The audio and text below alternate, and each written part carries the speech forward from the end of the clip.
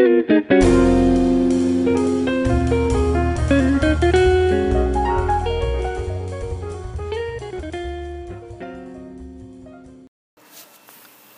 sou Rafael Calix, oncologista clínico e diretor científico do Instituto Oncoguia. Eu vou falar para vocês um pouco sobre dois estudos muito importantes que foram apresentados no Congresso da Academia Americana de Oncologia Clínica relacionados ao câncer de pulmão metastático. Quando a gente tem um câncer de pulmão metastático, o tratamento tradicional, vamos dizer assim, consiste de quimioterapia. E muitos desses pacientes, por conta do problema pulmonar relacionado também ao tabagismo, ou seja, uma perda de função pulmonar relacionada ao tabagismo além do câncer, têm uma capacidade funcional, a capacidade de fazer atividades do dia a dia bastante diminuída, seja pela limitação pulmonar, seja por outras doenças, muitas das quais também relacionadas ao tabagismo.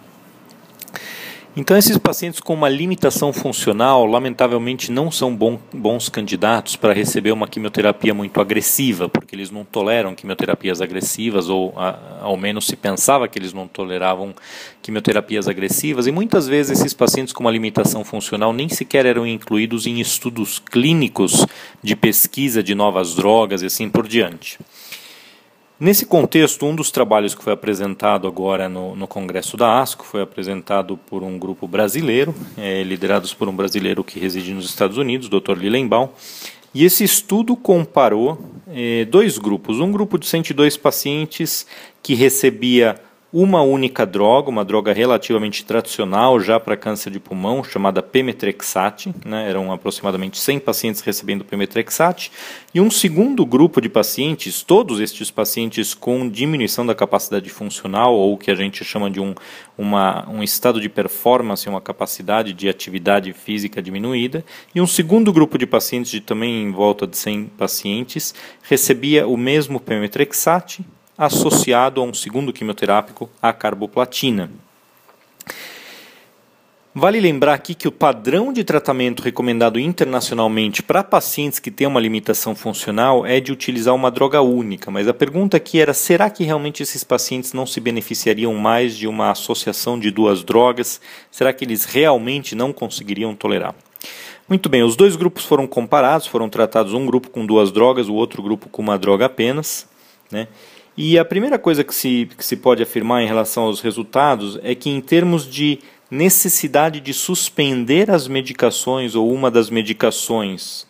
por conta seja de piora da função física, seja pelo próprio óbito, seja por piora da doença, foi muito maior, a suspensão da droga do tratamento foi muito maior no grupo que recebia apenas uma medicação do que na que recebia duas medicações. Do ponto de vista de controle da doença ao longo do tempo, ou do que a gente chama de sobrevida livre de progressão, o grupo que recebeu pemetrexate associado à carboplatina teve uma sobrevida livre de progressão de praticamente 6 meses, comparado com 3 meses no grupo que recebeu apenas um quimioterápico. E do ponto de vista de sobrevida global, ou seja, quanto por cento dos pacientes sobreviveram,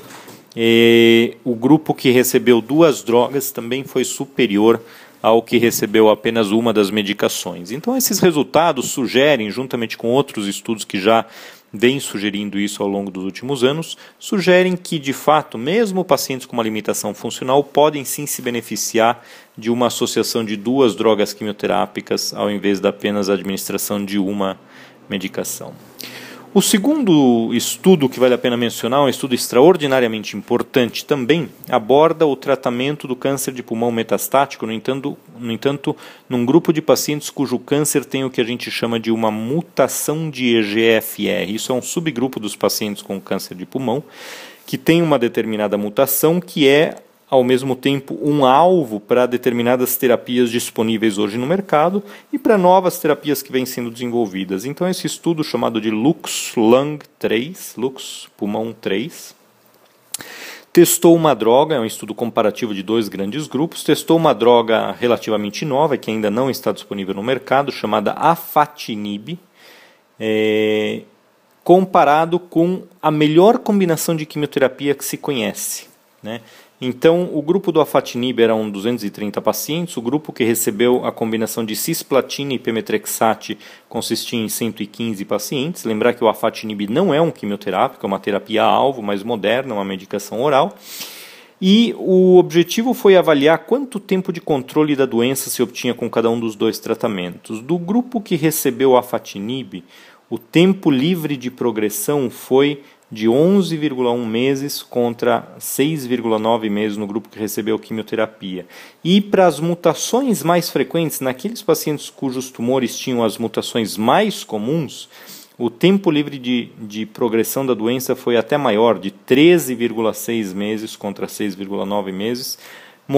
demonstrando aí uma eficácia bastante superior da nova medicação, a terapia-alvo oral, comparativamente com a combinação dos dois quimioterápicos. Do ponto de vista de sintomas, obviamente a afatinib tem um perfil de toxicidade um pouco diferente, tem, por exemplo, diarreia, causa uma acne, tem um pouco de aftas, mas não foi pior do ponto de vista de necessidade de suspensão do tratamento do que o braço de pacientes que recebeu a combinação de quimioterapia. E nesse contexto, então, a afatinib deve ser solicitado